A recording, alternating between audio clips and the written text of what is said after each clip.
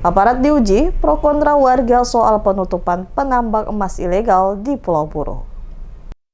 Nyali aparat penegak hukum di Pulau Buru kembali diuji. Mereka diminta bertindak tegas tanpa kompromi untuk menutup seluruh aktivitas pertambangan emas ilegal di Gunung Botak dan sejumlah titik lainnya di Pulau Buru. Publik menunggu sikap nyata pemerintah provinsi dan kabupaten meskipun gelombang penolakan dari sebagian masyarakat terus terjadi. Pemerintah Provinsi Maluku resmi memulai langkah besar melalui kick-off meeting dan apel gelar pasukan yang digelar serentak secara hybrid di kantor Gubernur Maluku dan kantor Bupati Buru pada Jumat 1 Desember 2025.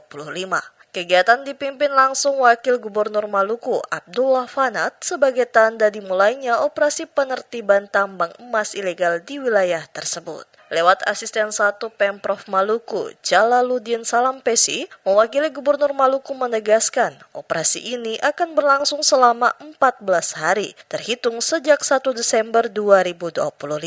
Aparat gabungan TNI, Polri, dan sejumlah instansi terkait diterjunkan untuk memastikan seluruh aktivitas pertambangan ilegal dihentikan.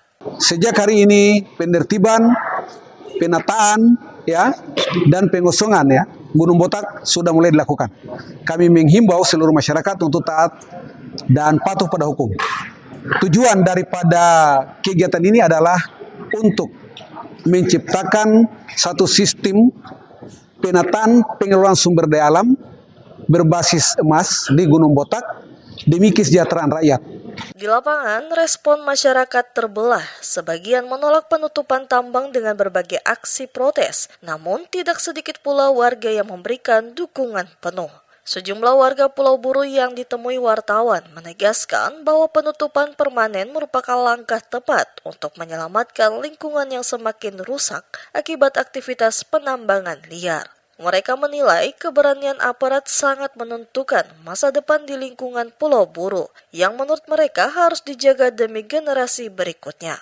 Dengan operasi besar yang telah berjalan, publik kini menunggu hasil nyata dari komitmen pemerintah dan aparat dalam memberantas tambang emas ilegal yang telah lama menjadi persoalan serius di daerah tersebut.